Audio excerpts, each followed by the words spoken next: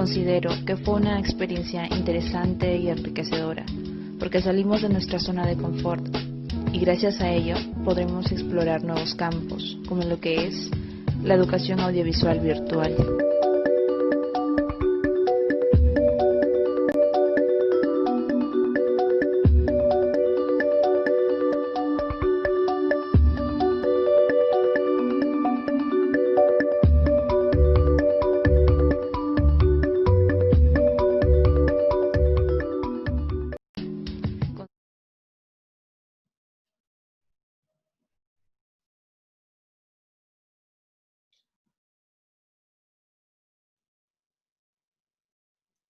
Hola, ¿qué tal? Bienvenidas, bienvenidos a la Cátedra ReadyNav, la cátedra organizada por la Red Iberoamericana de Investigación en Narrativas Audiovisuales. Buenos días a las personas que nos siguen en Latinoamérica, buenas tardes a quienes están siguiendo esta transmisión desde Europa, principalmente desde Portugal y desde España. Gracias a todos y a todas por conectarse en esta nuestra primera sesión de la cátedra. Bueno, les comento un poco antes de iniciar con el tema del día de hoy, que la cátedra es un proyecto de divulgación del conocimiento que tiene como objetivo compartir experiencias, proyectos de investigación, discutir, comentar y, bueno, conversar sobre todos los temas que nos interesan como investigadores e investigadoras de la cátedra, como narrativa audiovisual, narrativa transmedia, historia del cine, representaciones sociales y, bueno, diversos temas que forman parte de nuestras líneas de investigación. En esta ocasión vamos a conversar sobre el presente y el futuro de la formación audiovisual al que nos ha llevado la situación de la pandemia de coronavirus. Y bueno, para ello tenemos a tres invitados, tres investigadores latinoamericanos. Pero antes de eso, antes de conversar, de iniciar con la conversación y con ese tema, pues quiero comentar que estamos muy contentos en la red porque justamente a partir de esta primera sesión de la cátedra estamos celebrando los 15 años de formación de la red INAP. Así que, bueno, pues es un momento de festejo y justamente para hablar sobre cuáles son los proyectos que ha tenido la red, las experiencias, los congresos y toda su historia, pues me gustaría que Jerónimo Rivera, director y fundador de la red, nos comentara un poco al respecto. Jerónimo, buenos días, bienvenido. Hola, buenos días para todos. Bienvenidos a esta cátedra ReadyNav, a esta celebración también, como dice Alejandro, de nuestros 15 años de conformación de la ReadyNav, una red que inició en 21 de septiembre del año 2005, hace ya 15 años, en la Ciudad de México, durante la celebración de la Quinta Bienal Iberoamericana de la Comunicación en el TEC de Monterrey, Campus Estado de México. Allí se celebró una Bienal Iberoamericana de la Comunicación en la que tuvieron varias mesas temáticas interesantes, pero por primera vez en esta Bienal, que era un evento organizado por la Red Latina de Comunicación Social en esa época, por primera vez se incluyó una mesa de narrativas audiovisuales que tuve la oportunidad de dirigir en ese momento. Y a partir de esa mesa, que era una mesa que no existía anteriormente, porque 2 años antes en El Salvador habíamos tenido una mesa que se llamaba Mesa de Temáticas Libres. Y Mesa de Temáticas Libres, yo la llamaba la mesa de el baile de los que sobran. Éramos todos los temas que supuestamente no estaban dentro de la agenda de la comunicación. Y curiosamente en esa mesa el 70% de los temas eran audiovisuales. Y justamente a partir de allí pues hicimos todo lo posible para que en la siguiente Bienal se incluyera una mesa sobre narrativas audiovisuales. Se incluyó en este año, en 2005, y a partir de allí, junto con 3, 4 colegas e investigadores que habían hecho parte de la mesa, decidimos reunirnos y crear una red de investigación que más adelante se convertiría en la red INAP. Esas 4 o 5 personas pensamos desde el principio que la idea de la red era pues tener un espíritu de colaboración entre colegas iberoamericanos, una red atravesada por el tema de la fraternidad, de la colaboración, de la participación, y que buscaba fundamentalmente el avance del campo audiovisual en el campo, digamos, o en las disciplinas más amplias de la comunicación, para que pues tuviéramos una representatividad mucho mayor de la que habíamos tenido en ese momento. En principio tuvimos la posibilidad de participar en eventos prestados de ALAIC, de FELAFAX, de otras instituciones, hasta que llegó un momento en el que efectivamente nos pudimos consolidar y nos pudimos fortalecer hasta empezar a tener nuestros propios congresos. El primer congreso lo realizamos hace ya 12 años en la Universidad de La Sabana, en Colombia, universidad donde yo trabajo, y después de esto, cada 2 años hemos tenido juiciosamente congresos iberoamericanos en distintos países. Tuvimos el segundo congreso en México, el tercero lo tuvimos entre dos universidades por primera y única vez en la red, la Universidad de Sevilla y la Universidad de Málaga. Luego estuvimos en Bauru, en Sao Paulo, estuvimos en Loja, Ecuador, donde pues nuestro amigo Abel, quien se encuentra conectado hoy, nos sirvió también como anfitrión, nos recibió en su universidad. Estuvimos también hace 2 años en la Universidad Nacional de Córdoba, en Argentina, y pues lamentablemente nuestro congreso presencial de este año, que iba a ser en la ciudad de Sao Paulo de nuevo, pues no pudo ser realizado este año, lo vamos a hacer el 2021 si todo sale bien, pero pues es una red de colaboración, es una red de amigos también, porque es una cosa muy importante que yo siempre digo y parezco un poco romántico, pero así es, y es que a lo largo de estos 15 años hemos consolidado unas amistades también fructíferas con varios de los miembros de la red, que nos encontramos cada 2 años, que además hemos publicado artículos en conjunto. Hemos hecho ya varias ediciones especiales de revista en distintas publicaciones a nivel iberoamericano, aparte pues de estos congresos que comentaba. Y pues ahorita tenemos dos programas bandera muy importantes que pues espero que ustedes puedan conocer. Uno de ellos es la Cátedra ReadyNav que estamos inaugurando el día de hoy, y el otro programa que inmediatamente estamos también lanzando, dentro de muy poco se hará, se llama Sabor a Cine, que es un programa de radio, una serie de programas de radio en los que vamos a hablar del cine en cada uno de los países de Iberoamérica y que vamos a lanzar en el mes de noviembre. Entonces, estas son solamente dos de las iniciativas que hemos tenido. Como les digo, pues hemos hecho también 5 libros de la Red INAV, hemos hecho varias colaboraciones, pero más allá de todo esto, lo importante, y creo yo que en esto nos diferenciamos de otras asociaciones, es el espíritu de colaboración, el espíritu de camaradería y digamos una meta en común entre todos es el avance de la comunicación audiovisual en nuestro continente iberoamericano, por decirlo de alguna manera, este montón de países unidos por una lengua y por una cultura. Y pues por eso para mí como director y fundador de la red es importantísimo que hoy lancemos este espacio que nos va a permitir no solamente que en los países iberoamericanos conozcan a la red INAV, sino que podamos seguir aportando a la formación y a la cooperación entre países hermanos alrededor del tema de la investigación audiovisual. Entonces, pues les quiero dar la bienvenida a la cátedra ReadyNav, espero que la disfruten, espero que puedan compartir mucho, ahí están las redes sociales para que ustedes puedan comunicarse con nosotros también, y muchísimas gracias a Alejandro, que no se presentó, entonces aprovecho para presentarlo. Alejandro Jiménez, investigador de la Benemérita Universidad Autónoma de Puebla, en México, pues que va a ser nuestro conductor de esta primera sesión de la cátedra Reina. Muchas gracias. Gracias, Jerónimo. Pues sí, efectivamente es una red de amigos y la verdad es que se siente muy bien trabajar y colaborar en la red porque hay mucha apoyo, mucha colaboración, una sensación de verdad muy solidaria. Así que yo estoy muy contento de estar en la red y bueno, con estos proyectos que, como decía Jerónimo, estamos arrancando con motivo de los 15 años. Bueno, pues si les parece bien, iniciamos con el tema de la primera sesión que hemos denominado como el presente y el futuro de la formación audiovisual.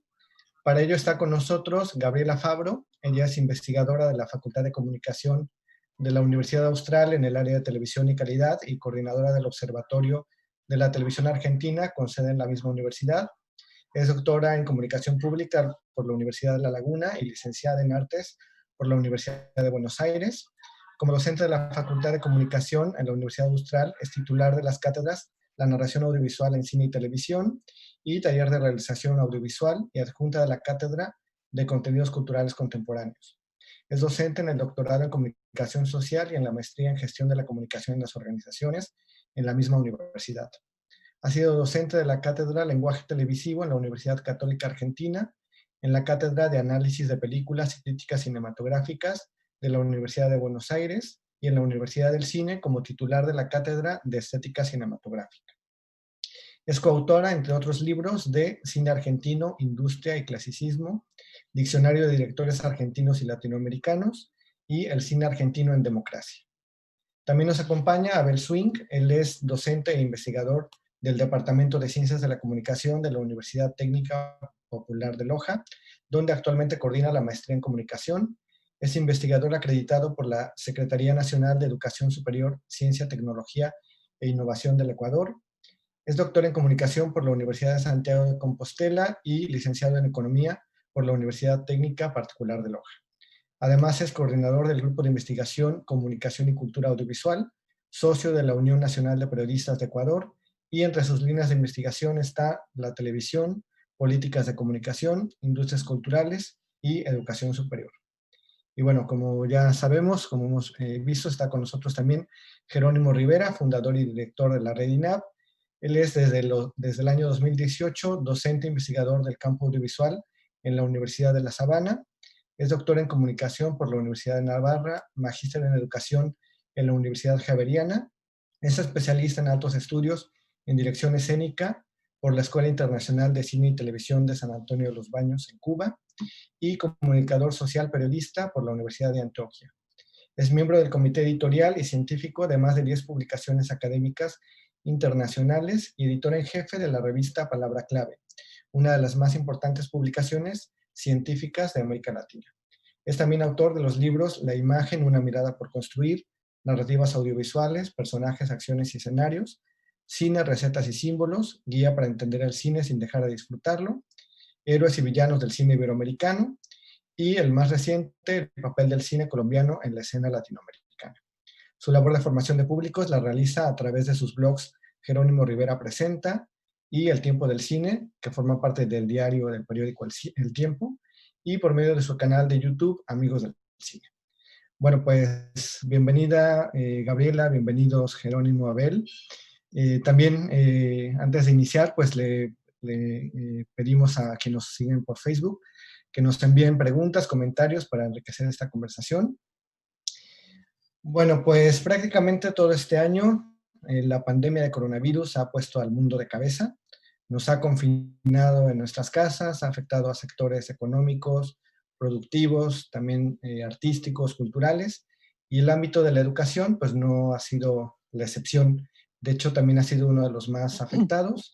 Así que pues les pregunto, ¿qué es lo que ha pasado en el ámbito de la formación audiovisual en estos meses? ¿Cuáles son los nuevos escenarios que han surgido a raíz de la pandemia y del confinamiento? No sé quién quiera eh, comenzar con esta conversación. Jerónimo. Bueno, pues efectivamente lo primero que hay que decir es que esta situación que estamos viviendo, pues nadie la veía venir realmente. Fue una situación absolutamente inesperada. Creo que a la mayoría de nosotros nos ocurrió en educación, lo que le pasó también a otros sectores, y es esa idea de el viernes salir de trabajar y decirle a los alumnos, nos vemos el lunes, y ese lunes no ha llegado. Sí, es de 6, 7 meses después no pudimos retomar las clases presenciales. Entonces, en una situación tan absolutamente inesperada, pues todas las instituciones y todos los profesionales tuvimos que hacer unos cambios apresurados, unas medidas de contingencia para tratar de retomar la formación, para tratar de hacerlo con las mejores condiciones de calidad posibles. Y así como el sector de la educación se transformó, también el sector de la industria audiovisual se ha transformado. Y no solamente se ha transformado, sino que se transformará. Entonces, por eso es muy importante, más allá de hablar del presente, de estas circunstancias actuales, de esta coyuntura actual, pues que también va a pasar en algún momento, pues ver cómo se va a transformar de manera definitiva el tema de la formación audiovisual. Las universidades tuvimos que hacer un replanteamiento de todo, y muchas cosas que efectivamente venían insinuándose desde hace algunos años y que tal vez por la misma rutina y por los tiempos y por los afanes del día a día, pues no se habían podido poner en marcha de manera definitiva. Tuvimos que hacerlo a las malas, como se dice, y de manera completamente intempestiva, ¿no? El hecho de manejar muchos más contenidos virtuales, online, sincrónicos, asincrónicos, el hecho de trabajar mucho más desde la autonomía de los estudiantes, el teletrabajo, dar las clases a partir de estas herramientas, pues fue algo que nos tomó por sorpresa, pero que poco a poco hemos ido incorporando, y yo creo que se van a quedar. O sea, son unos cambios que han sido significativos, algunos de ellos realmente bastante positivos, más allá pues de que efectivamente, pues una pandemia no es positiva, pero creo que lo que hizo esta pandemia, lo que ha hecho hasta ahora esta pandemia,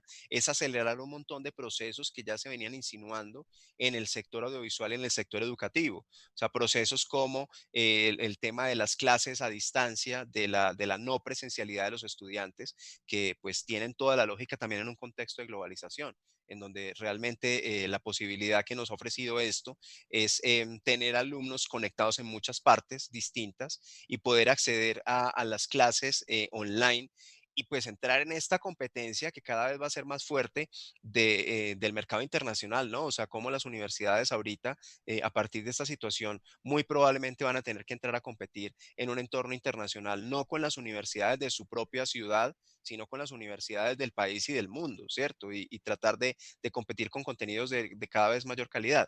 Entonces, yo creo que hay unos escenarios importantes para tener en cuenta. Una cosa es el escenario presente de la coyuntura y de cómo estamos respondiendo a la coyuntura, pero otra cosa muy importante es entender el escenario futuro de corto, mediano y largo plazo, cómo se va a ver afectado con estas nuevas prácticas, cómo las clases las tuvimos que transformar y de aquí en adelante cómo van a ser, porque lo que yo sí creo es que después de que pase toda la situación de pandemia y que ya se, entre comillas, normalice la situación, no creo que las clases sean las mismas, ni creo que las universidades sean las mismas, ni creo que el sector audiovisual sea el mismo. Yo tengo una teoría frente al sector audiovisual y es que estamos posiblemente a puertas de una cuarta gran transformación del cine, por ejemplo. Así como hubo una gran transformación cuando el cine se convirtió en cine sonoro y otra gran transformación cuando el cine se transformó en cine digital, yo creo que estamos ante una cuarta transformación, una cuarta gran transformación del cine y de los medios audiovisuales, pues que no es resultado de la pandemia, sino que la pandemia fue el detonante que aceleró este proceso, porque eran procesos que de alguna manera ya venían presentándose y esto pues nos va a poner unos retos muy importantes para la formación audiovisual también, porque tenemos que entrar a cambiar un montón de chips que teníamos ahí incorporados sobre cómo se enseñaba el audiovisual, sobre cómo se hacía el audiovisual y esto pues nos va a poner a correr muchísimo a los docentes e investigadores, pero puede ser realmente bastante positivo si logramos encarar esos retos con toda la profesionalidad y la seriedad que requiere. Muy bien.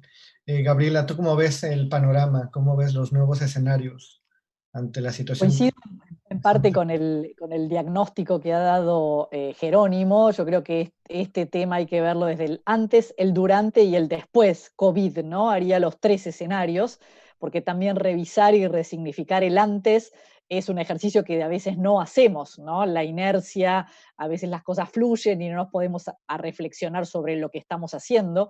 Entonces me parece que esto es interesante también como esos, ¿no? Esos detenimientos que a veces nos vienen desde fuera para decir, bueno, a ver qué estaba haciendo, en dónde estoy parado, cómo lo estaba haciendo, ¿no? Entonces, me parece que los tres grandes escenarios son el antes, el durante y el después, y de ahí sacar lo bueno, lo positivo, las ventajas o desventajas de cada uno.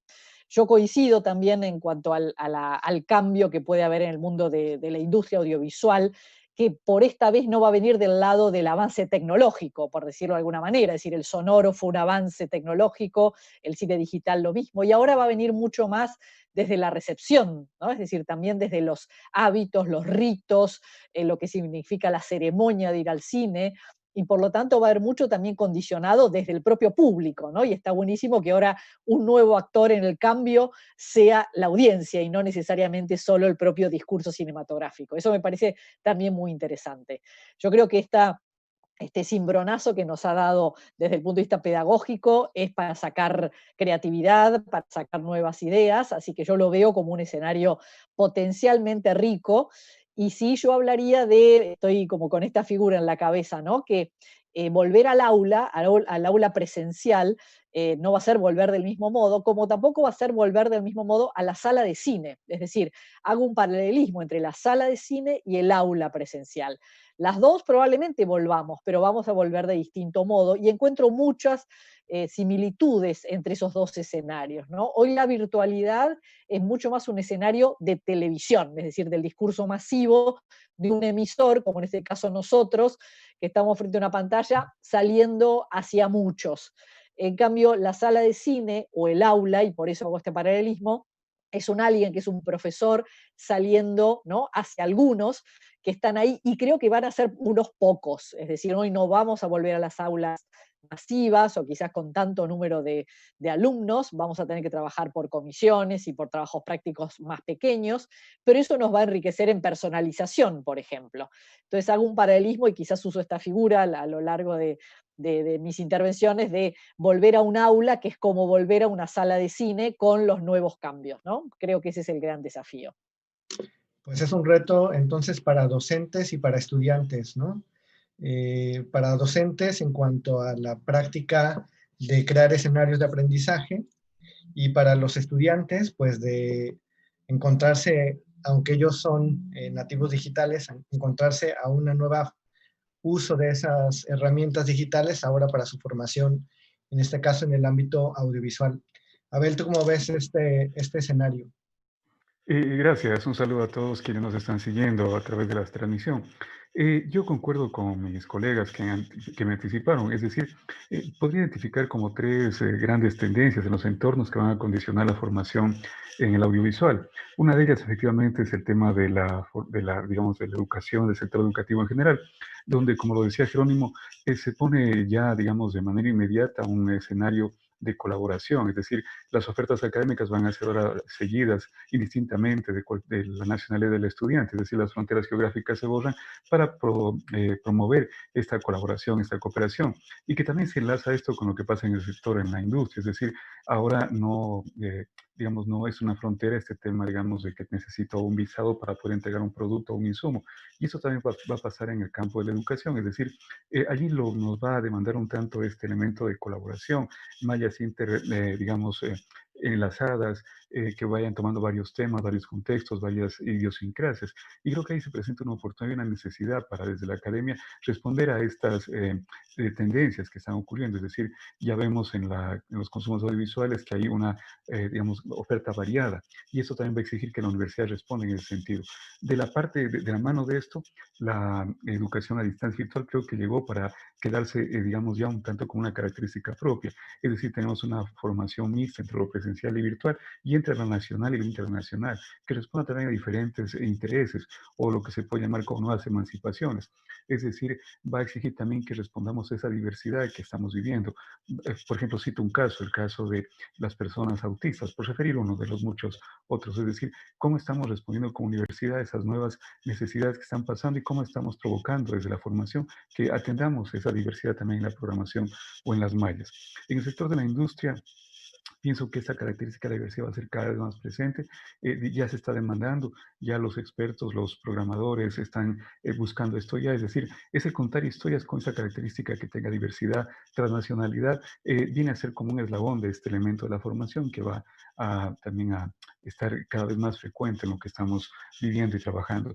Y el último entorno que yo quiero aportar es el que tiene que ver con la regulación, en el sentido de que ahora Internet es la gran vía, lo que estamos viviendo en este momento, pero también va a cada vez ser más frecuente estos debates, estos diálogos respecto a que este gran espacio Internet también refleje esa diversidad que vamos a formar en las aulas, que ponemos en los contenidos y que vivimos con condiciones para que se pueda también llegar hacia los diferentes públicos. Es decir, ya se están hablando, hay debates interesantes, de hecho, este último mes pasó en Argentina, que es lo que pasa con la regulación y el Internet, para permitir que haya diversidad, es decir, fomentar que esas expectativas, es decir, no vamos a decir nosotros en elementos de regulación, pero sí aprovechar esas garantías que se están buscando para la libertad de expresión.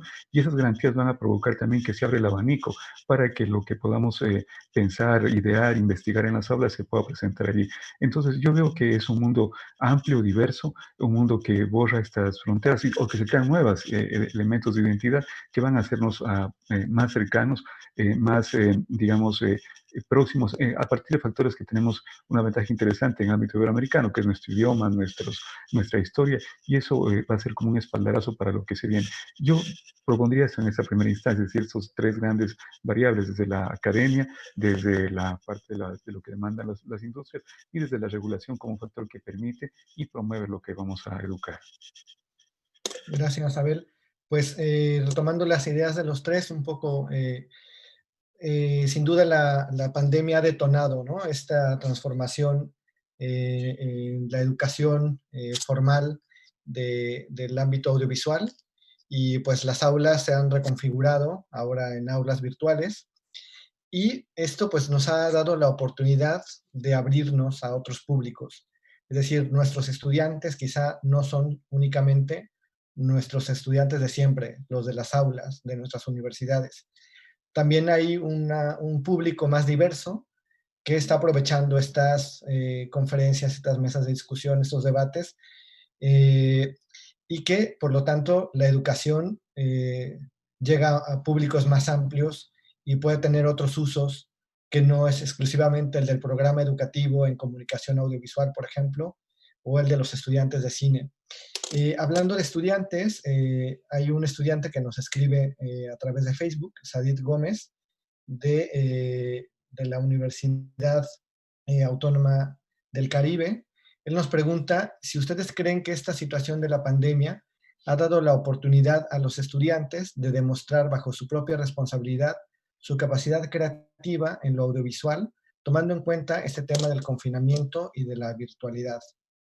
¿Cómo ven esta posibilidad que tienen los estudiantes de aprovechar la situación para desarrollar su capacidad creativa? Que ya Gabriel hablaba sobre la necesidad creativa de los docentes, ahora veamos la perspectiva de los estudiantes. Yo creo, perdón, colegas, creo que es importante, digamos, cómo este contexto ha generado o ha quizá potenciado capacidades o habilidades que tenían nuestros alumnos. Yo no sé si estoy tan convencida de que por ser nativos digitales ya se movían con tanta comodidad y tanto, ¿no?, dominio en este terreno. Yo creo que los dos tenemos que, en ese sentido, crecer y experimentar. Una cosa es que quizás para el diálogo social, para la conversación, uno esté atravesado por los dispositivos, y otra cosa es trabajarlo desde una perspectiva didáctica y sacar, digamos, el potencial pedagógico a esos dispositivos, ¿no? Entonces, a mí me parece que hoy hay como una nueva ley implícita, y es que ahora no estamos quizás los docentes aconsejándole a los alumnos, este es el mejor recurso o la mejor técnica o el mejor dispositivo para hacer tal cosa. Ahora es lo que tienes vale, ¿no? Es decir, el dispositivo que tenga en su casa, y uno va a trabajar en Apple y el otro va a trabajar con un celular o un móvil quizás más limitado, y el otro puede en una tablet o tableta. Y hoy nos tenemos que acomodar los dos a lo que hay. Es decir, hoy todos los recursos son válidos. Eso desde la perspectiva también ¿no?, de crecimiento y de flexibilidad me parece que es un aspecto interesante. Entonces ellos también sacan creatividad con lo que tienen a mano. Y eso inclusive está poniendo una limitación, pero que permite aflorar justamente esa creatividad. Así que yo creo que el contexto nos va a hacer creativos a los profesores y también a los alumnos, o sea, que ha colaborado este entorno de confinamiento para que aflore, como en toda crisis, uno de los caminos es la creatividad, ¿no? Sí, completamente de acuerdo con Gabriela, y creo que una palabra muy clave también ahí es recursividad, ¿no? Que es un complemento importantísimo para la creatividad, y es la posibilidad de aprovechar los recursos que se tienen a la mano. Y creo que muchos profesores nos hemos sorprendido justamente de la recursividad y de la creatividad de los estudiantes. Y creo que de alguna manera esto ha venido a validar un discurso que ya teníamos desde hace algunos años, algunos docentes, frente al tema de que la tecnología no podía ser la panacea de la realización audiovisual, y que los estudiantes muchas veces, pues, y es apenas lógico, siempre quieren jugar con esos juguetes tecnológicos y siempre quieren hacer las cosas con la última tecnología, y eso es maravilloso, y por supuesto las universidades debemos ofrecerlo. Pero en esta circunstancia lo que se pone a prueba es justamente eso, lo que decía Gabriela, que ya no tenemos las supercámaras, ya no tenemos los drones, ya no tenemos la sala de edición con el montón de canales de audio, y tenemos que de todas maneras hacerlo y hacerlo muy bien. Entonces, creo yo que esta crisis va a ser, desde el punto de vista positivo, una resurrección también de los relatos, ¿no? Una resurrección también de las formas de hacer más allá de lo tecnológico, con buena calidad, aprovechando los recursos que tenemos a la mano, y que los estudiantes también entiendan que se puede hacer una excelente película con un smartphone, ¿sí? Con lo que tenemos a la mano, y que si la historia es sólida y la dramaturgia es fuerte y la apuesta y el concepto que tenemos funciona, pues se puede hacer de esta manera. Y sería muy interesante, como decíamos ahorita, que más allá de la contingencia y más allá de la crisis, pues realmente esto se traduzca en que empecemos a valorar más este tipo de cosas. Y yo quiero ser optimista también a pensar que inclusive en términos de la industria, Latinoamérica tiene ahí hay una gran oportunidad, porque digamos, Hollywood solo sabe hacer películas de alto presupuesto con toda la tecnología del mundo, pero nosotros en Latinoamérica estamos entrenados en crisis, ¿no? Nosotros vivimos en la crisis. Entonces, al vivir en la crisis y al hacer siempre productos de bajo presupuesto, creo que si logramos salir adelante en esta gran crisis, en esta crisis tan profunda del sector, si logramos salir adelante, creo que vamos a tener un gran valor agregado porque somos capaces de contar historias con bajo presupuesto y lo hemos demostrado durante mucho tiempo y esto nos puede dar una ventaja competitiva en un momento en el que justamente el mundo va a estar necesitando contenidos y los contenidos aquí los tenemos y las historias aquí las tenemos por montones. Gracias, Jerónimo. Abel, ¿cómo ves la situación de los estudiantes? Yo pienso que a la par de lo que dicen mis colegas, efectivamente creo que la palabra clave es creatividad. Es decir, hay, digamos, necesidades de proximidad, de identidad, de variedad. Jerónimo ya hace un momento refería a esta necesidad de poder proponer contenidos, es decir, tal vez ha habido un consumo, digamos, frecuente, que lo sabemos, pero tal vez uno pensaba que va a llegarse a un tope de esta capacidad de las nuevas propuestas creativas. Y lo que buscamos es esa, digamos, variedad y nuevas demandas. Y yo creo que allí es un ambiente muy importante, es decir, se abre un gran espacio para que los estudiantes, para que las personas, los profesores, todos podamos aportar con estos elementos que realmente son demandados. Es decir, eh, hace algunos días, no sé si vale aquí un poco comentar ejemplos, pero hay una variedad interesantísima que Colombia propone a través de los grandes distribuidores de streaming, ¿no? Y yo creo que esos elementos que a veces uno piensa o puede pensar que esos localismos no van a ser entendidos, y más bien yo tengo la impresión de que son buscados, es decir, nos queremos conocer, nos queremos identificarnos, queremos descubrir cómo somos, es decir, los del norte con los del sur, los del este con el oeste, y eso va a demandar que hay una necesidad interesantísima de poder entendernos, es decir, de enriquecernos con aquello. Hay factores comunes que podemos explorarlos y explotarlos, y el elemento clave es la creatividad. Yo pienso que allí juntos, estudiantes, docentes, todos podemos avanzar en ese espacio, es decir, mostrarnos y mostrarle al mundo que hay un gran espacio. Y ahora tomo las palabras de Jerónimo, una necesidad inmediata de poder proveernos de contenidos de esta riqueza, de esta multiplicidad que tenemos. Entonces yo sumaría a la palabra creatividad estos otros características, es decir, proximidad, identidad y variedad.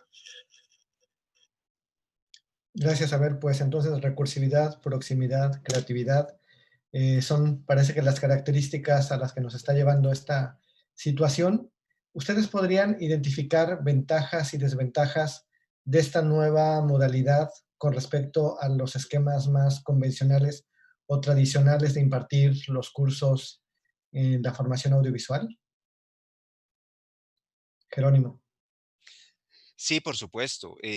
Pues las desventajas son más evidentes que las ventajas en este momento, pero creo que a corto y mediano plazo las desventajas inclusive podrían llegar a convertirse en ventajas. Y creo que la primera desventaja en términos de la formación es que no estábamos preparados, que a pesar de que llevábamos muchos años con la idea y con la intención firme de virtualizar nuestros cursos, de aprovechar mucho más las tecnologías para hacer las teleclases, de tener estudiantes internacionales en intercambio, pues creo que la mayor parte de las universidades estábamos un poco rezagadas y la mayor parte de los profesores, hay que decirlo, éramos bastante resistentes a este tipo de herramientas, ¿no?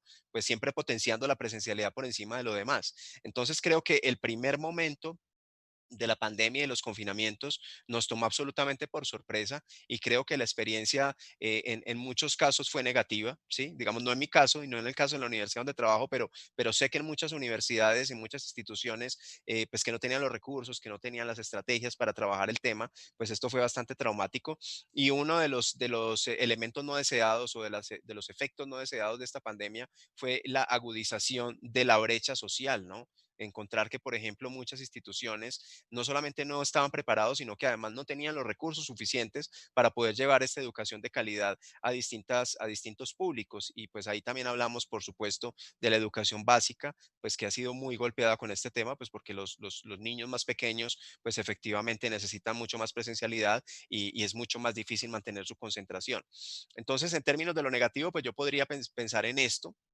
Podría pensar también, por supuesto, en la experiencia práctica de los rodajes, que es algo que efectivamente ahorita está un poco en stand-by en todas partes, que por supuesto ha permitido aflorar la recursividad. Yo mismo hice ahorita en cuarentena un cortometraje dirigido a distancia a través de una aplicación como esta. Entonces, digamos que esto pone a prueba la recursividad, pero por supuesto, pues a todos nos gusta estar juntos, además somos latinoamericanos y somos afectivos por naturaleza, y esto pues obviamente anímicamente golpea fuerte. Y efectivamente, pues yo creo que los rodajes tampoco van a ser lo mismo después de que pase la pandemia. O sea, se está viendo ya cómo, de hecho, puestos de trabajo completos van a quedar anulados, ¿sí? Yo por lo menos creo que extras nunca más va a haber. O sea, yo creo que vamos a tener un montón de puestos de trabajo, un montón de posibilidades en los rodajes que se van a reducir, puestos de trabajo que se van a unir, ¿cierto? Y entonces lo que yo creo que en las universidades tenemos que estar muy pendientes es de cómo se dan estos cambios y de estar a la altura de estos cambios, porque la formación audiovisual definitivamente no puede ser la misma después de esto que antes de esto. Como lo decía ahorita Gabriela, pues las circunstancias han cambiado de una manera dramática y tenemos que estar a la altura de estos retos que nos está demandando esta crisis y de ver cómo las transformamos hacia futuro. Hay algo muy interesante ahorita y Gabriela más o menos lo comentaba en su intervención, y es ver cómo también, perdón, Abel también lo decía, y es cómo vamos unificando también un poco al mundo, ¿no? Empezamos ahorita a encontrar una especie de narrativas de lo íntimo, que justo lo estamos viviendo acá. Todos ustedes están conociendo aparte de nuestras casas y está ocurriendo no solamente en el caso de los eventos académicos, sino que ya estamos escuchando al artista desde su casa tocando la guitarra, estamos viendo el cortometraje que el director de cine grabó en su casa con su familia. Entonces yo creo que estas son oportunidades realmente interesantes que nos permiten que la formación se conecte mucho más con el medio profesional y superemos esa idea tan atrasada de que la universidad no es la vida real, ¿no? Porque aquí en Colombia por lo menos a veces dicen, es que no es como en la vida real, como si la universidad fuera por allá un paréntesis a la vida, y realmente pues entendamos que la universidad es preparación para la vida, pero también es la vida. Yo creo, reforzando un poquito lo que dice Jerónimo, que en realidad una de las grandes ventajas es como volver a repensar el espacio pedagógico. ¿M? Y lo nombro así como una entidad más amplia, pero va tanto para el aula como para lo que ahora estamos viviendo. Es decir, ¿qué es el espacio pedagógico?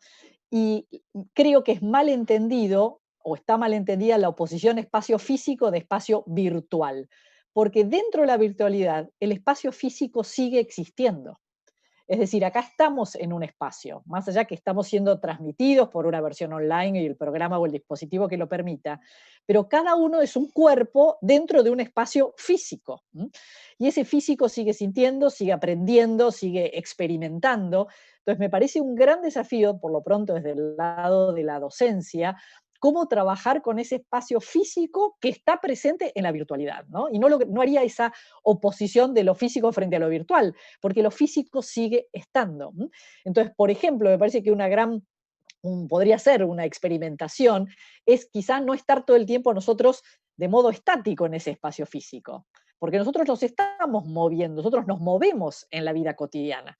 El otro día yo asistí a una clase que un profesor la dio íntegra, obviamente desde su celular que se lo permitía, dando vueltas en bicicleta por su barrio. Y estaba dando una clase en movimiento, en espacio físico, a través de un dispositivo que la virtualidad permitía la transmisión.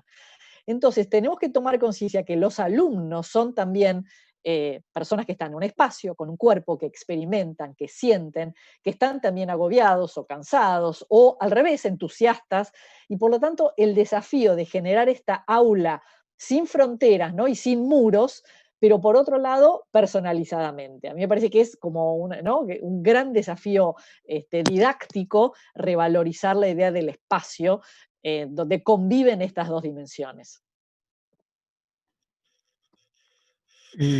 Duda, Gabriela, pues el espacio físico y el virtual, que los hemos utilizado de otras maneras, ¿no? El espacio virtual que lo hemos utilizado a lo mejor para el diálogo en otros temas, pues ahora lo tenemos que reutilizar, pero para un educativo y tendremos que buscar las nuevas maneras de aprovecharlo. Digamos que estamos aprendiendo sobre la marcha, tanto a nivel pedagógico como a nivel de uso de tecnologías, ¿no? A ver, ¿cómo ves este tema de ventajas y desventajas? Sí, yo quiero sumar a lo que comentaron Gabriela y Jerónimo, que en este tránsito que estamos haciendo habría que procurar acercar lo que más podamos los valores de la presencialidad a través de la virtualidad. Es decir, esta personalización con el estudiante, la posibilidad de que puedan construir y proponer su propia currícula académica, la movilidad, incluso esta internacionalización o acercar los laboratorios o la producción a través de entornos virtuales.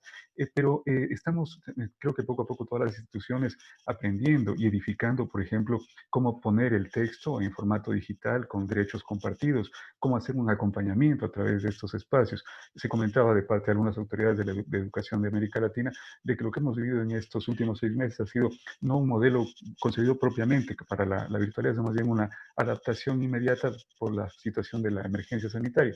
Pero habrá que ir pensando también en elementos de acompañamiento, horarios, procesos que permitan, digamos, acercar estos mundos y estas nuevas riquezas entre lo virtual y lo presencial. Gracias, Abel. Bueno, sumando a la conversación, Ginette Yo quiero, Martínez. quiero, quiero solamente añadir algo ahí, Alejandro, y es que justamente estas circunstancias actuales también potencian las iniciativas que de entrada son virtuales o que de entrada son digitales. Y justamente lo estamos viendo hoy. Digamos, nosotros somos una red que llevamos 15 años trabajando bajo esta modalidad. Llevamos 15 años, excepción hecha de los congresos en los que nos hemos reunido. Hemos hecho libros, hemos hecho revistas, hemos hecho iniciativas conjuntas. Esta es una de ellas.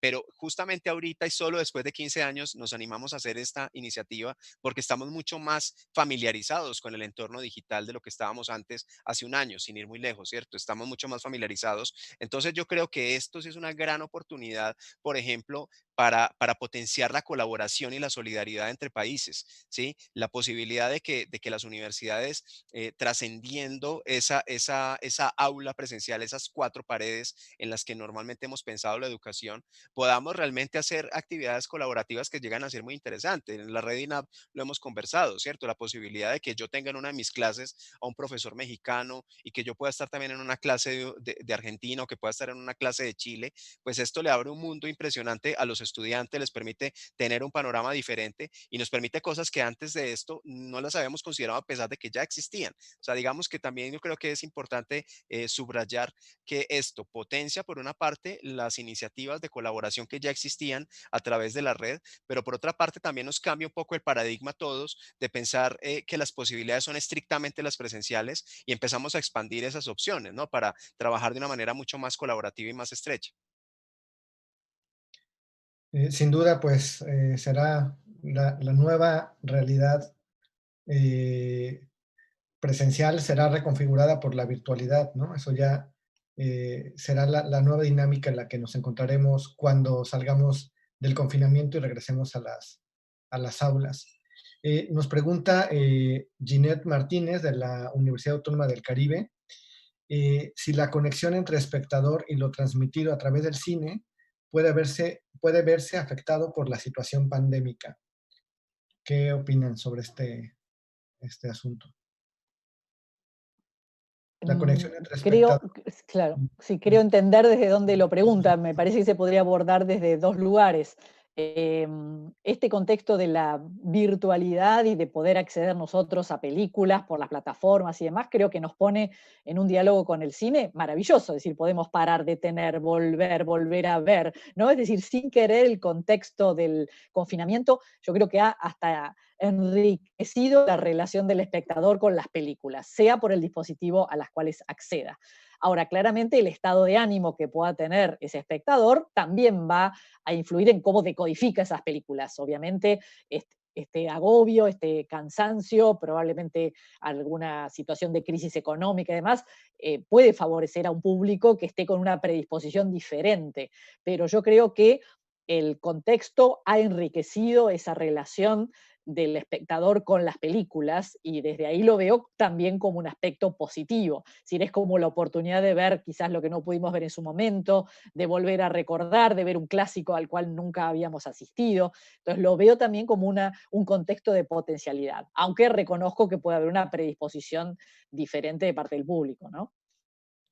Yo creo que hay una gran oportunidad para los cineastas latinoamericanos que también se venía insinuando desde antes de la pandemia, pero que solo ahora se mira con seriedad y de manera más estructurada, y es la posibilidad de acceder a un público global a través de las plataformas, y no necesariamente las plataformas hegemónicas, sino también fortalecer plataformas especializadas y plataformas locales. Acá en Colombia Gratuitas. se está viendo, digamos, desde hace muchos años había una discusión frente a lo complicado que era llegar al cine, llegar a las salas de cine y mantenerse durante más de una semana con proyectos y cómo muchos proyectos llegaban, pasaban una semana en el cine y morían.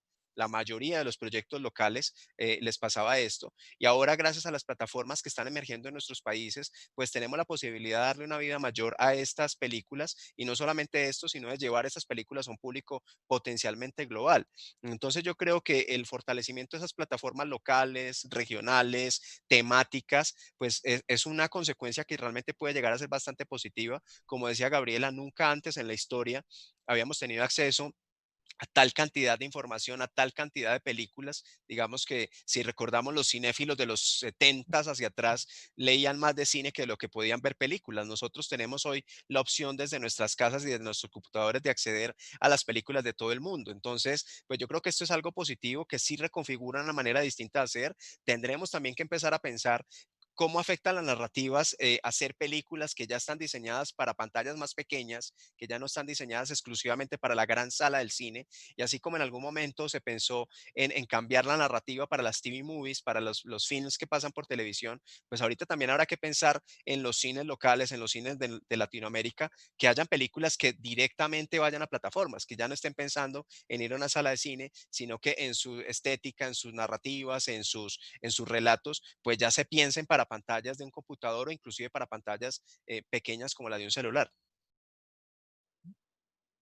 Bien, yo frente a la interrogante también agregaría que la pandemia nos presenta también esta oportunidad, digamos, esta posibilidad y habría que aprovecharla en el sentido de lo que se expresaba.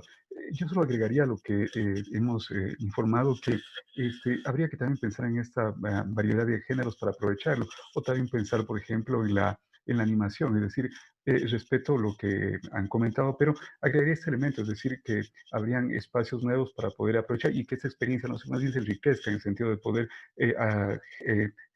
estar en este momento en la posibilidad de incorporar, digamos, nuestros estudiantes a estas nuevas posibilidades que se les presentan a partir de la pandemia. Gracias, Abel. Pues Manuel Chiroque, colega investigador de Perú, pues parece que nos ha leído la mente, porque era la siguiente pregunta que teníamos pensada. Él pregunta, ¿hay algunos aspectos de la formación audiovisual que sean más virtualizables que otros?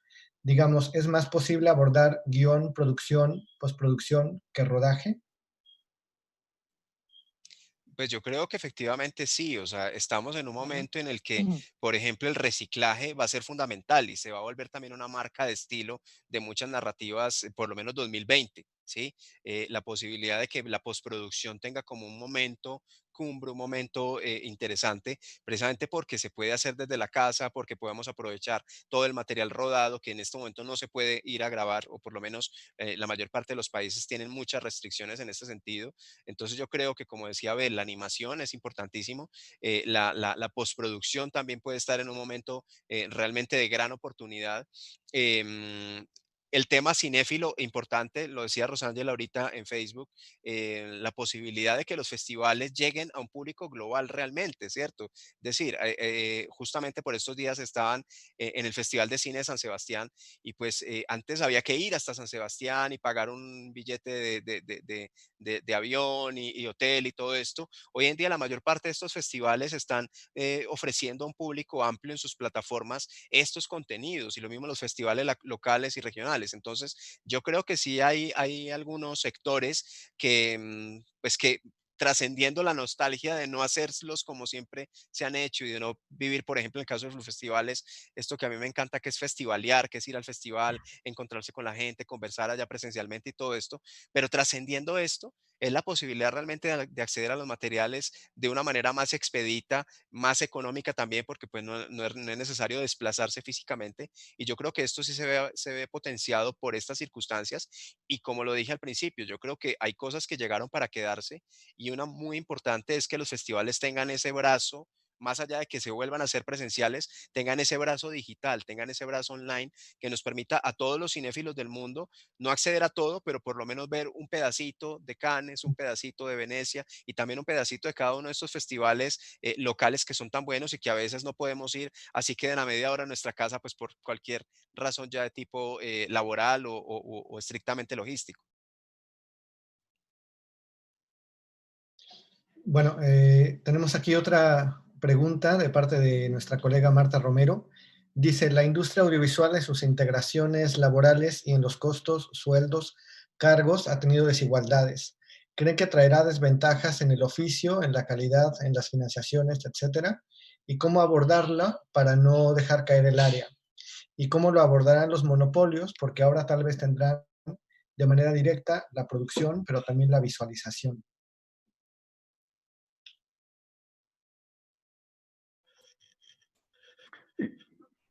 A ver.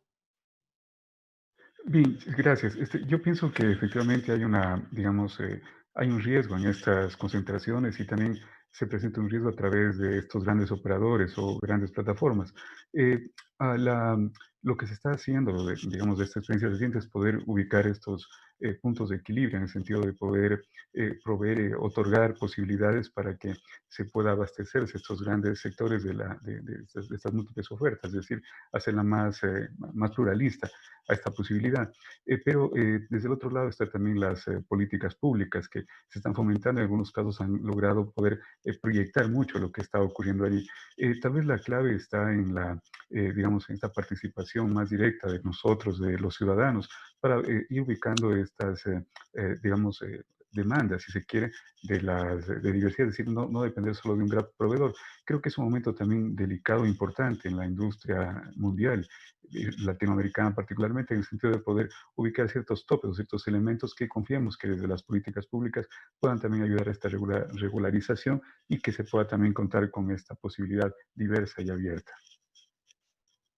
Yo creo que en el fondo lo que se va a resignificar es la noción de calidad, ¿no? También, o por lo menos nos va a poner a cuestionarnos la idea de calidad, que es calidad hoy en una producción audiovisual, si solo pasa por estándares técnicos, si la historia va a empezar a pesar de alguna manera, si la llegada a qué público o difundida por qué plataformas. Es decir, me parece que es un interesante momento bisagra, ¿no? El antes y el después, como decíamos hoy, para resignificar la idea de qué es calidad audiovisual, que antes estaba muy marcada por estos parámetros, a veces impuestos también por estos o monopolios o los grandes organismos, digamos, ¿no? que mueven la industria y las plataformas, y hoy en cambio puede empezar como a competir otro tipo de calidades, entendidos desde otro lugar, desde los contenidos, desde los distintos modos de producción. Hoy es probable que se revalorice, no sé, una cooperativa de trabajo u otro modo de hacer una producción diferente de la estandarizada con los roles técnicos, ¿no? Tan divididos y demás, porque quizás, como bien decía Jerónimo, algunos de esos roles hasta se pierden. Ahora pasamos a producciones donde un poco todos hacen más de todo, pero probablemente en el modo de producción también estemos cambiando, ¿no? Así que me parece que es como volver a pensar la noción de calidad audiovisual. Sí, además añadiría a eso, estimada Gabriela, que hay una serie de narrativas, hay una serie de recursos que ya se venían utilizando, pero que eran, digamos, alternativos o paralelos a la gran industria. Y lo que justamente ha pasado es que han colonizado espacios de la gran industria. Si lo vamos a ver, por ejemplo, ahorita en las plataformas, tenemos iniciativas de cine hecho en casa. Esto pues era impensable hace un año, ¿no? Pero esta situación justamente le abrió ese espacio también hegemónico a esas narrativas alternativas y esto digamos que es interesante porque los momentos de crisis, y ahorita lo comentabas, implican también unas oportunidades para otros grupos poblacionales y para otros sectores. Y creo que lo que se está viendo aquí justamente es eso, es la posibilidad de que con pocos recursos, con una narrativa mucho más íntima, como decía ahorita, pues se puedan hacer grandes cosas y se pueda llegar a grandes espacios. YouTube planteó una gran revolución hace algunos años cuando le permitió a todas las personas tener su propio canal de televisión, entre comillas, y ahorita lo que estamos viendo también es la posibilidad de que con pocos recursos básicamente con los smartphones, ¿sí? Podamos acceder a un festival de cine. Digamos, este año ha sido también la proliferación de festivales de cine móvil que pues durante muchos años generaron resistencia en la industria. Muchas personas pensaban y lo decían abiertamente que eso no era cine, ¿sí? Pero de un momento a otro pues ya empieza a aceptarse que podamos hacer películas con teléfonos celulares. También empiezan a generarse unos híbridos interesantes entre sectores. Por ejemplo, acá en Colombia hay una serie de iniciativas para que el teatro pueda llevarse al público en este momento en el que la gente no puede ir a las salas. Y entonces empiezan a potenciarse unos híbridos rarísimos entre audiovisual y teatro, ¿no? En donde podemos ver una obra de cine, o perdón, una obra de teatro online con los actores conectados en vivo, el público, y entonces el público ya ahorita aplaude con los likes, ¿no? Y con sus comentarios los puede hacer directamente a los actores al final de la función. Lo mismo con el tema de los autocines que volvieron. Entonces el aplauso se reemplaza por el bocinazo, La ¿sí? bocina. Sí, entonces, pues yo pienso que es interesante porque sí pienso que, como decías ahorita y retomo esa palabra, estamos como en el umbral, ¿no? Estamos como justamente ahí en esa frontera y es bien interesante asistir a este momento y yo creo que lo que hagamos nosotros también desde la formación va a ser fundamental para redefinir ese futuro.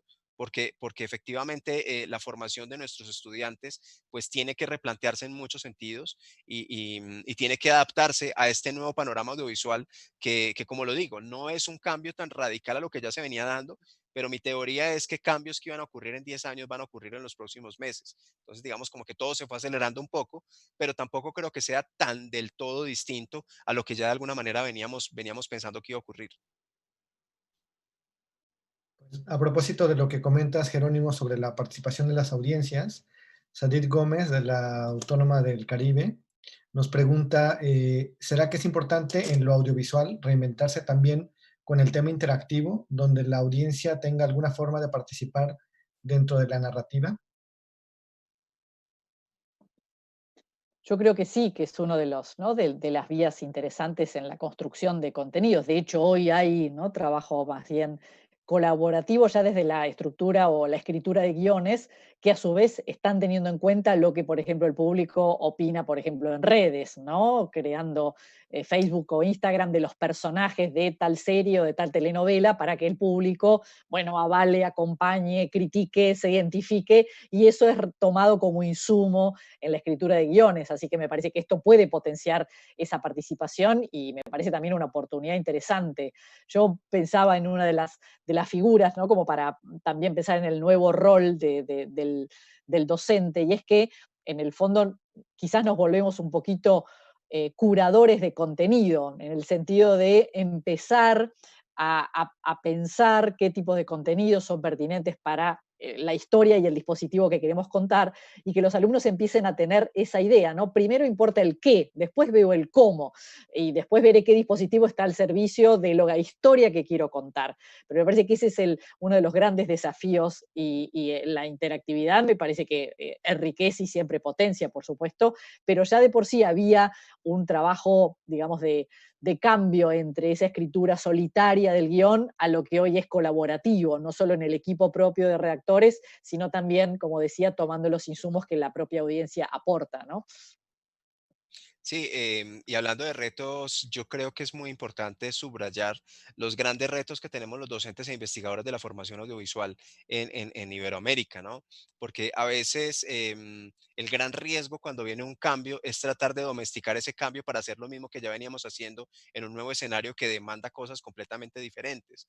Yo creo que el gran reto para nosotros es reconocer estos cambios, reconocer también estas oportunidades y empezar a formarnos para trascender, para pasar un poquito de hacer lo mismo a adaptarnos a estas nuevas circunstancias. Creo que tenemos un reto muy importante en formación, todos nosotros, para que estos relatos que se entreguen de aquí en adelante, que se empiecen a hacer sin perder, por supuesto, lo que ya se ha hecho, empiecen a aprovechar estas posibilidades de lo interactivo, ¿no?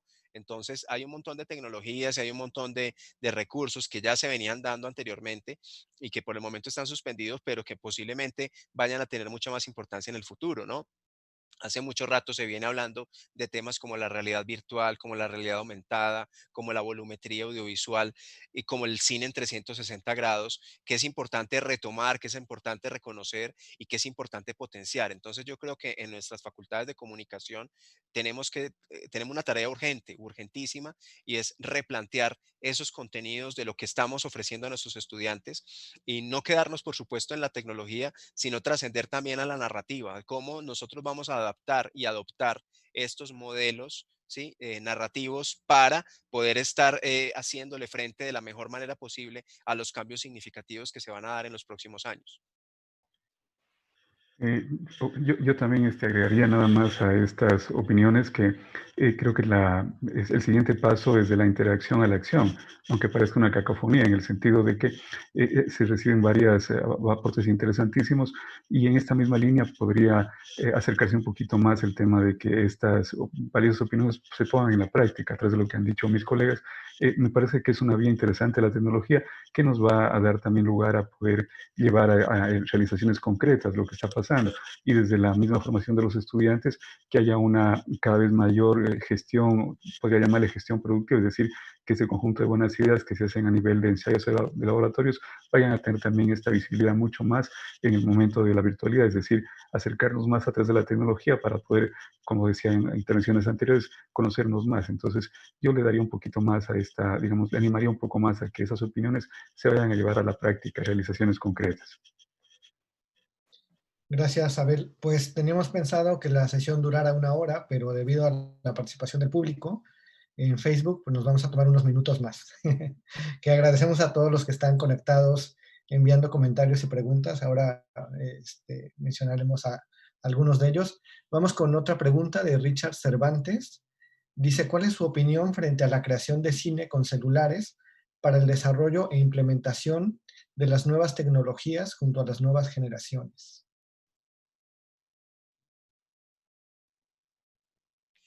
Pues yo creo que honestamente hoy hablamos de cine con celulares, pero más adelante vamos a hablar de cine, ¿sí? Y creo que se habla de cine con celulares o de móvil films, pero pues yo creo que esto va a llegar un momento en que va a ser completamente irrelevante, ¿no?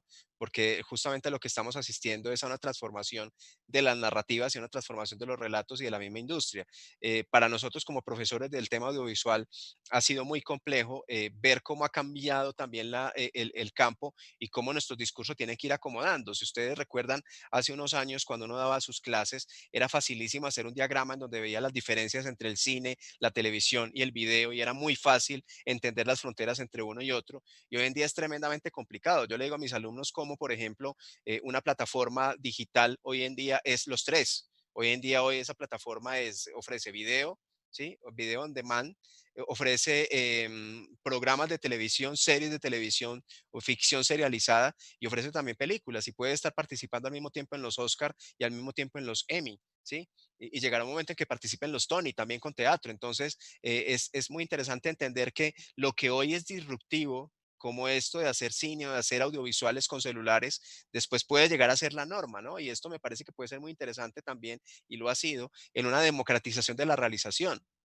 Hace 20, 25 años, hacer cualquier producto de cine o de video era tremendamente costoso, tremendamente impráctico también en muchos sentidos, y hoy en día lo estamos viendo en este momento, se puede hacer prácticamente con muy, muy, muy poco presupuesto y llegaron los espacios en los que antes era prácticamente imposible pensar en llegar.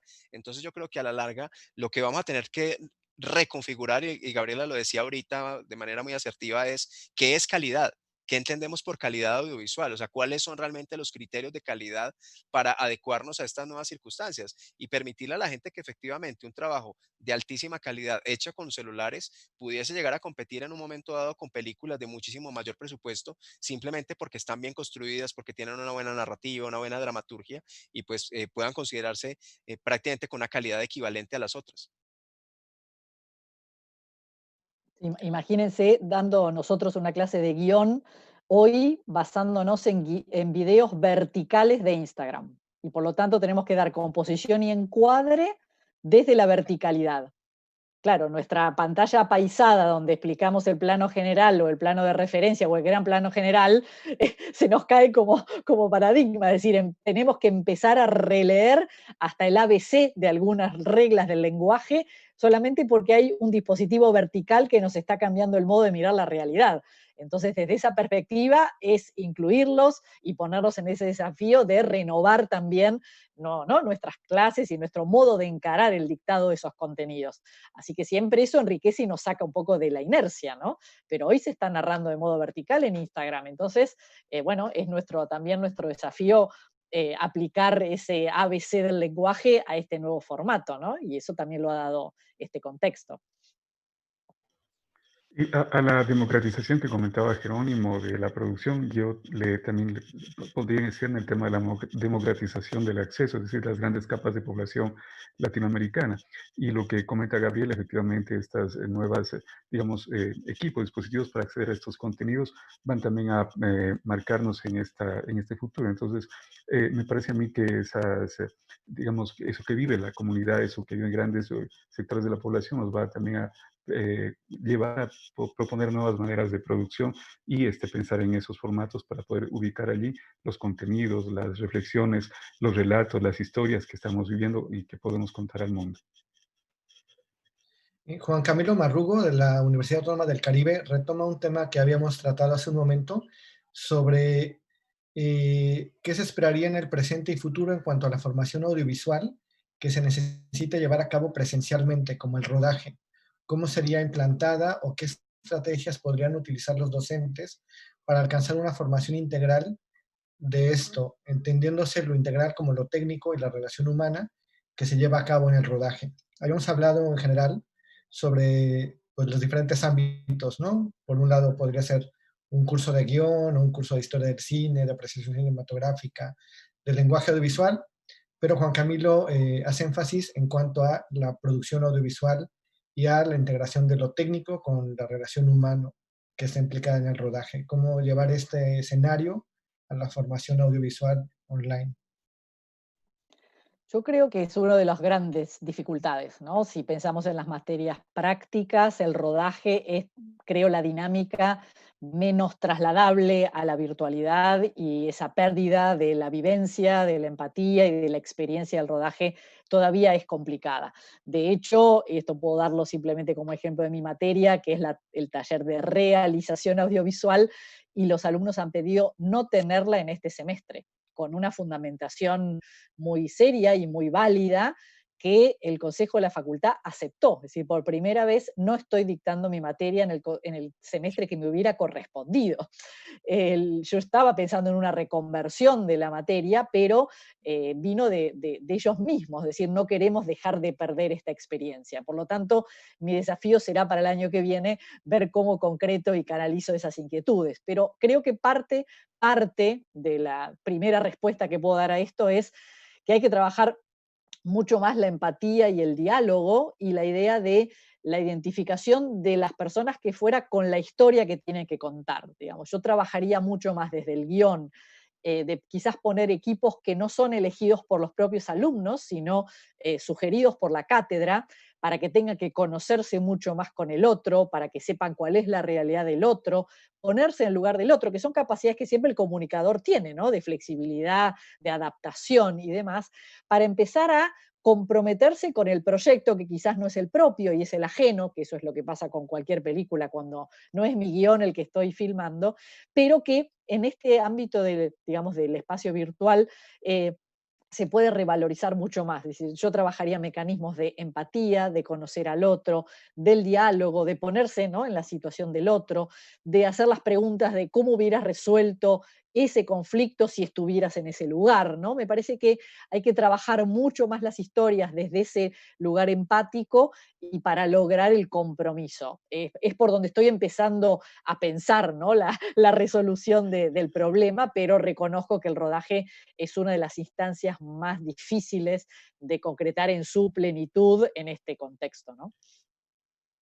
Hay algo también importante en este sentido y es que, pues por lo menos en la Universidad de La Sabana, las materias de realización, efectivamente muchos estudiantes las aplazaron En un segundo momento, los profesores decidieron, cuando no se podía ir a la universidad, decidieron hacerlas, de que cada estudiante de sus propias casas hiciera sus pequeñas micronarraciones y armara a partir de esas micronarraciones un gran relato. Y ahora pues se están haciendo los rodajes en la universidad pues con todas las normas biosanitarias que supuestamente o que seguramente va a ser lo que va a ocurrir en los próximos años. Pero yo creo que hay una pregunta de fondo ahí también interesante y es cómo se va a ver alterada la estructura de un rodaje después de este momento, ¿no? En esa gran transformación que va a venir. Porque si hay algo que se ha mantenido prácticamente estable en el mundo audiovisual es el universo de los rodajes, ¿no? Que es una estructura completamente industrial, completamente jerárquica de departamentos, en donde cada departamento tiene una autonomía y le rinde sus cuentas a su jefe, que es el director o es el productor según sea el caso. Y yo creo que también ahí habría que repensar esa estructura y ver de qué manera esto empieza a transformarse, los cargos, como decíamos ahorita, empiezan a fusionarse, empiezan a aparecer o ya han aparecido nuevos cargos que hace unos años eran impensables. Digamos que la labor de un script, por ejemplo, no es la misma hora que lo que era hace 10, 15 años. Aparece personajes como el data manager, que obviamente pues antes no se pensaba en esto, que es una persona que pueda manejar los archivos, que ya es como se está rodando en las películas. Entonces, el tema del director de foto, ¿no? O sea, que anteriormente el director de fotografía pues era este hombre que conectaba los cables con las luces y que estaba pendiente de la ubicación de las luces. Y hoy en día tiene tanta importancia en el rodaje como en la postproducción cuando estamos haciendo rodajes en crudo, ¿no? En donde prácticamente toda la corrección de color se hace en postproducción. Entonces, yo creo que hay un reto ahí interesante y es ver también cómo se transforma el mismo medio, cómo se transforman los mismos rodajes en el medio y de pronto es posible una transformación de esa estructura organizativa que, como lo decía ahorita, es completamente industrial. O sea, si nosotros vemos la estructura de un rodaje hoy en día, salvo ligeras excepciones, pues es lo mismo que hace 100 años, ¿no? O sea, la misma estructura de cabezas de departamento, asistentes, y yo creo que esto sí puede transformarse de manera importante en los próximos años. Otra pregunta inmediata que surgiría también hablando de la perspectiva de la educación es si todo debe o puede ser, digamos, virtualizado o trabajado a distancia. Hablo desde la experiencia de la Universidad Técnica Particular de Loja, donde trabajo, que por ejemplo las carreras de Derecho, Abogacía o Ciencias de la Educación tienen ciertos momentos donde la presencialidad es imprescindible, es, digamos, tal vez un poco intelegable. Por ejemplo, un juicio oral, de una práctica, de una clase, digamos, presencial con párvulos. Entonces, lo que comentaba Gabriela y Jerónimo, pienso que es lo que va a ocurrir y también va a ser también parte de este debate que iremos viendo día a día respecto a cómo podemos mantener ciertos elementos con las normas de bioseguridad, pero que tal vez no puedan ser delegables a un entorno virtual 100% o a distancia. Tenemos otra pregunta de Girleidis Estrada. ¿Consideran que esos cambios significativos y de adaptación en la narrativa audiovisual posicionan en algún punto el tipo de contenido que se realiza actualmente?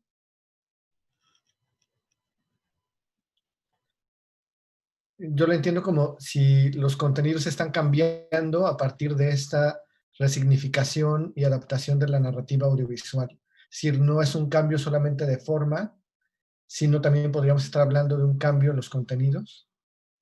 Hay algo muy interesante que plantea Carlos Escolari en un texto que publicó hace poco en el diario El País de España, frente a cómo van a ser las narrativas pandémicas, ¿no? ¿Cuáles van a ser esas marcas de identidad que vamos a tener de este periodo? Creo que a todos nos ha pasado ahora viendo películas, inclusive del año pasado, empezar a resignificarlo todo, ¿no? Cuando los personajes se dan la mano o se abrazan o tenemos una multitud en fiestas y pues todo, cómo ahorita nos cambió completamente la cabeza frente a este tema. Y hacia futuro también sería interesante ver cuáles son estas narrativas pandémicas, cuáles son estas marcas de identidad de nuestro tiempo, ¿sí? El tema del distanciamiento, el tema de las mascarillas, el tema de la paranoia, el tema de la bioseguridad. Entonces, yo creo que más allá de la forma, que efectivamente hay un cambio de la forma también hacia unos recursos mucho más limitados y mucho más complejos, también hay un cambio en el contenido de lo que estamos contando, ¿cierto? Y seguramente algunos recursos narrativos van a cambiar de manera definitiva. sea, digamos, pensar ahorita, por ejemplo, en la telenovela en la que dos actores se den el gran beso, que es lo más normal en una telenovela, hoy en día es impensable, a no ser que esos dos actores sean esposos. Y digamos que esta es otra característica que también se va a empezar a ver mucho más frecuentemente en los dramatizados, y es cómo se empieza a trabajar con personas de un círculo mucho más cerrado y mucho más cercano, pues para evitar los grandes problemas. Y yo creo que las transformaciones se han dado en todos los sectores. Lo estamos viendo en el deporte, lo estamos viendo en la industria, lo estamos viendo en las medidas y en las reuniones del gobierno, de los sectores gubernamentales, y en el cambio, en el tema audiovisual. Lo interesante es que los cambios no solamente están en las formas de hacer, sino en las formas de contar y en los relatos que se cuentan. Ujú. Claramente marcados también por un intimismo, ¿no? O por lo menos un individualismo, que el propio confinamiento es lo que provoca la producción de historias propias, de historias de mundos más pequeños, de historias de mundos interiores, ¿no? Generalmente, muchas, si uno mira a lo largo de la historia del cine, cuando hubo alguna irrupción de vanguardia para responderle al modelo clásico, y pienso en la Nouvelle Vague, cayó en ese tipo de argumentos, ¿no? Argumentos mucho más introspectivos, más intimistas, más individuales, con cierta carga psicologizante, es verdad, pero bueno, fue el modo de contestarle a la estructura o a la industria, ¿no? Probablemente ahora, quizás por otras condiciones, pero volvamos también a argumentos de ese tono, ¿no? De mucho más propios, de mundos más individuales, y por otro lado es una riqueza, me parece, en el mundo narrativo, ¿no? Que también haya ese tipo de historias. Sí, además yo creo que vamos a entrar como en una especie de posguerra también, ¿no? Cuando se acabe todo esto, pues yo creo que las circunstancias van a ser muy similares a la de la posguerra. Y hablando de movimientos así como la Nouvelle Vague, también el neorrealismo italiano se configura a partir de esas Claro, dificultades. ujú, exactamente. Ujú. Bueno, estamos llegando casi al final de nuestra primera sesión de la cátedra. Un par de preguntas más. Adrián Mulford, de la Universidad Autónoma del Caribe, pregunta, bueno, dice, como estudiante, somos conscientes de que la nueva realidad provoca cambios en todos los niveles de formación. ¿Qué debemos exigirle a nuestros profesores en beneficio de estar preparados para la nueva realidad? ¿Qué dicen, profesores? Pienso que aquí es decir lo que pasaba antes de pandemia, en el sentido de poder otorgar lo mejor de nosotros mismos, es decir, estudiar constantemente, investigar, estar en este diálogo cercano con los estudiantes, es decir, tener como elemento característico la humanidad, es decir, la dignidad de cada persona, de cada estudiante, de cada maestro. Creo que hacer las cosas con pasión, con amor, con voluntad, no ha cambiado en este momento. Entonces creo que los estudiantes deben exigirnos a nosotros hacer un día a día, en realidad nuestra vocación de maestros, de entregar lo mejor que podemos, de conectarnos, de dialogar, como estamos haciendo aquí, valga un poco el ejemplo, para poder provocar esta proximidad entre amigos de Argentina, de Colombia, de México, de Ecuador, de España. Es decir, me parece que lo que debemos exigirnos todos mutuamente es esta vocación, esta voluntad, estas ganas de hacer buena docencia, buena investigación y generar cosas muy bonitas para el mundo desde Latinoamérica, desde Iberoamérica.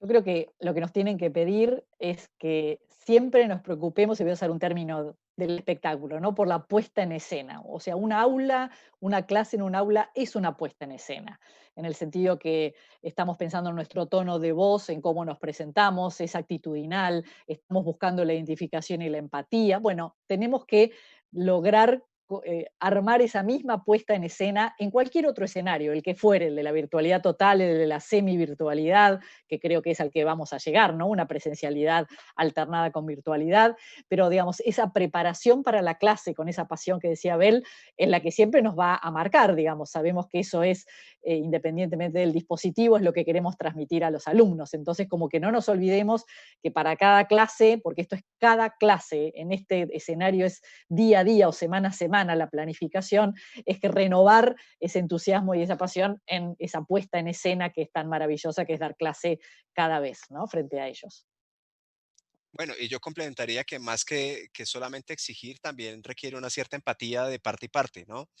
También entender y que los estudiantes entiendan los retos y las dificultades que los profesores hemos atravesado también en estos momentos. Yo ponía hace poco en redes sociales que un profesor hoy en día es como un DJ en una fiesta, ¿no? Entonces uno tiene que estar al mismo tiempo poniendo la música, sirviendo las bebidas, manteniendo la atención de todo el mundo y contando sobre la historia de la música. O sea, y digamos, y todo tiene que ser al mismo tiempo. Entonces también entender que para los profesores hoy en día hay unos retos muy grandes, hay unos retos porque tenemos que estar al mismo tiempo en este escenario, hablando con la pantalla, interpelando a los estudiantes, haciendo una narración cálida y agradable, buscando los videos, buscando las herramientas interactivas. Entonces yo creo que también, así como implica retos para nosotros como docentes, implica también unos retos importantes para los estudiantes, de entender que estamos en un nuevo entorno en el que el estudiante debe ser también mucho más activo, mucho más propositivo, debe ser más empático, digamos, en estas relaciones, para tratar también de que esta dinámica de clase deje de ser tan vertical como normalmente ha sido. O sea, ya de entrada hay un tema proxémico ahí importante y es que en la clase, de todas maneras, hay una distancia entre el profesor y alumno. En este nuevo entorno todos somos pantallitas en la misma gran pantalla. Todos tenemos el mismo tamaño en esas pantallas. Entonces también eso reconfigura las relaciones, estamos desde nuestras casas, ¿sí? Entonces, pues obviamente hay un trato diferente entre estudiantes y profesores y también es Tenemos muy un importante nombre, que... ¿Cómo? tenemos un nombre, en la pantalla tenemos un nombre que no siempre en el aula uno tiene presente los, ¿no? Los 50 nombres y acá sí los tenemos, o sea, y también está el nuestro, ¿no? Claro, y Perdón. además podemos chatear uno a uno, ¿no? O sea, porque el estudiante nos puede decir algo a nosotros solamente, nosotros algo solamente a él en medio de la clase. Entonces, yo creo que si hay una reconfiguración en las relaciones y ese reto yo creo que es un reto para todos, no solamente para los profes, sino también para los estudiantes. Bueno, pues esta puesta en escena y estos DJs llegan a la última pregunta. El profesor Gilberto Delgans nos pregunta, ante la diversidad y globalización audiovisual, ¿cómo conservar la identidad o marca visual de cada país? Mm, Buena Pues yo creo pregunta. que ese es uno de los grandes retos bien. y habría que pensar hasta qué punto también, además de la identidad de cada país, también hay unas recurrencias, ¿no? Yo miraba en estos días y me parece muy interesante ver cómo ante esta situación de confinamiento el mundo se unificó bastante. O sea, digamos que con diferencia ya de tipo social, lo que nosotros hemos vivido ha sido más o menos lo mismo en todos los países del mundo. O sea, esto es una situación inédita en ese sentido, por lo menos para esta generación o para muchas generaciones. La posibilidad de que todos estamos viendo clases más o menos de la misma manera, todos estamos haciendo las compras más o menos de la misma manera. Entonces, hay una serie de características que nos unen más que dividirnos. Y entonces esa preocupación por tratar de encontrar lo particular o lo que es identitario en términos de lo nacional, a veces puede ser un poco artificial, ¿no? Porque yo lo decía en uno de mis libros, qué es cine colombiano, ¿cierto? ¿Qué es cine argentino? ¿Qué es cine chileno? ¿Sí? Digamos, más allá de la etiqueta que aparece ahí, ¿qué es lo que realmente nos une? O sea, cuáles son nuestras marcas de identidad? Y yo lo único que diría ahí en ese sentido es que nuestro reto y nuestro compromiso es ser auténticos y contar las historias tal como las debemos contar y sin estar imitando otras narrativas o sin estar tratando de emular otras historias. Si somos auténticos, estas marcas de identidad van a aparecer de manera automática. Bien, pues algo que quieran comentar para cerrar, algún comentario final, Gabriela, Abel, Jerónimo. Yo agradecer infinitamente a todos, a la red, a Jerónimo, felicitar por este aniversario que cumple la red INAV. Para nosotros ha sido una puerta, un punto de contacto importantísimo, poner en el mapa mi ciudad en Latinoamérica a través de la red INAV, a la UTP donde pertenezco y también comprometer este esfuerzo para avanzar. Y creo que las preguntas que surgen van a ser respondidas por todos en diálogos, en trabajo colaborativo y hay un gran horizonte para avanzar. Es decir, yo abogaría por eso, es decir, pensar grande en el futuro y avanzar poco a poco. Un abrazo a todos, estimados amigos y a las personas que nos escuchan en todo el continente. Gracias, Abel. Bueno, pues Bueno, estamos... yo también quisiera, además de Abel, pues saludar a todos los colegas, los amigos de Iberoamérica, invitarlos a ser parte de estas discusiones. Cada mes vamos a tener una cátedra Redinab. Es muy importante que ustedes estén conectados, que discutamos acerca de este tema, que a través de las redes sociales nos puedan transmitir sus inquietudes, porque de eso se trata, de mantener ese espíritu de colaboración y de camaradería. También quiero agradecerles a Manuel Chiroque y a Federico Sabana y a otras personas que están ahí detrás de bambalinas en esta actividad desde Perú, pues por darnos el soporte a esto y por esta iniciativa pues de la Cátedra Redina, pues que esperamos esperamos que esta sea la primera y va a ser obviamente la primera de muchas más que vamos a hacer, y que puedan ser muy fructíferas en ese fortalecimiento de las redes y de los lazos de hermandad entre nuestros países y de la camaradería también entre profesores. Entonces, muy bueno que a partir de acá y desde las siguientes cátedras, pues podamos tener personas conectadas de muchos países, clases que aprovechen estos espacios. Este video también va a quedar en el canal de YouTube de la Red INAP para que justamente pueda servir de material de apoyo para clases de comunicación audiovisual y temas similares en toda Iberoamérica. Entonces, muchísimas gracias a todos pues, por su participación. A mí me gustaría, ya que estamos en una discusión o debate audiovisual, cerrar con 2 fotografías, si me permites, Alejandro. ¿Puedo?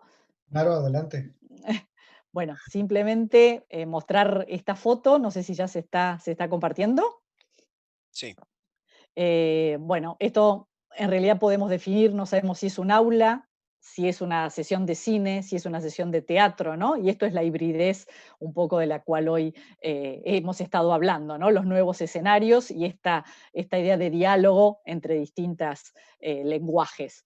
Creo que el camino siempre nos lleva al cine, es decir, hemos vuelto a las historias, hemos vuelto al qué, hemos vuelto a ese lenguaje, independientemente de, digamos, los dispositivos en los cuales lo veamos. Hay por ahí un cine en Francia que acaba de inaugurar, que inauguró esta nueva sala, ¿no? Inspirado en Star Wars, y quizás así también puede llegar el aula del futuro, no importa, pero en el fondo es esa hibridez. Yo simplemente para cerrar, mi última foto es esto, que esto continúa, que el debate recién hoy se abre, pero lo interesante es que sigamos en este diálogo tan rico, de esta red tan maravillosa, y les agradezco la oportunidad que me han dado de compartir con ustedes esta charla. Gracias. Pues gracias, Gabriela, Jerónimo, Abel, por estas reflexiones y por este momento de aprendizaje mutuo entre todas las personas que nos están siguiendo por Facebook. Gracias también a Manuel, a Federico y a Juan Carlos que nos han apoyado con la transmisión en vivo. Y bueno, a todos los miembros del Comité de Proyectos y de Comunicaciones de la Red que han hecho posible también a la cátedra. Gracias a todos, al público. También recuerden seguirnos en Facebook, en Twitter. En Twitter estamos como INAP-red. Y los esperamos en la próxima sesión, que será el 28 de octubre, en donde nos acompañará Giuliano Ceni de la Universidad Autónoma del Caribe, con la presentación titulada Del texto a la pantalla, acerca de la adaptación del lenguaje escrito al audiovisual. Bueno, pues gracias a todos, a todas, y nos vemos en la próxima. Hasta luego. Chao, gracias. Feliz día para todos.